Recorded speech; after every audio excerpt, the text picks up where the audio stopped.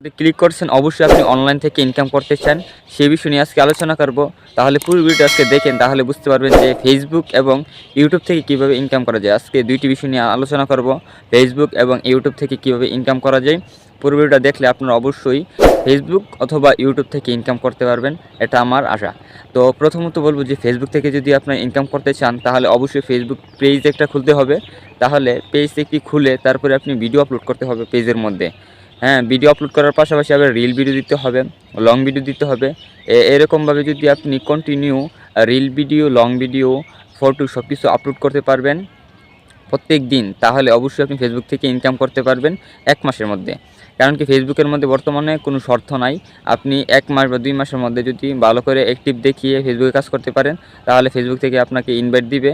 তারপরে কন্টেন্ট মনিটাইজেশনটি পাবেন, সেটি সেট আপ করে ফেসবুক থেকে ইনকাম হয়। আর দ্বিতীয়ত ইউটিউব থেকে কীভাবে ইনকাম করবেন। দ্বিতীয়ত ইউটিউব থেকে ইনকাম করতে গেলে আপনি ভিডিও বানাতে হবে কোয়ালিটিফুল। আর কোয়ালিটিফুল আমি এখন যেরকমভাবে ভিডিও বানাইতেছি এরকমভাবে ভিডিও বানাবেন, তাহলে আপনি ইউটিউব থেকে ইনকাম করতে পারবেন। আর ইউটিউবের মধ্যে শর্ত হচ্ছে যে 1000 সাবস্ক্রাইবার, 4000 ঘন্টা ওয়াচ টাইম লাস্ট 1 বছরের মধ্যে লাগবে, মানে 365 দিনের মধ্যে আপনি যদি অর্জন করতে পারেন, তাহলে আপনি ইউটিউব থেকে মনিটাইজেশনটি পাবেন।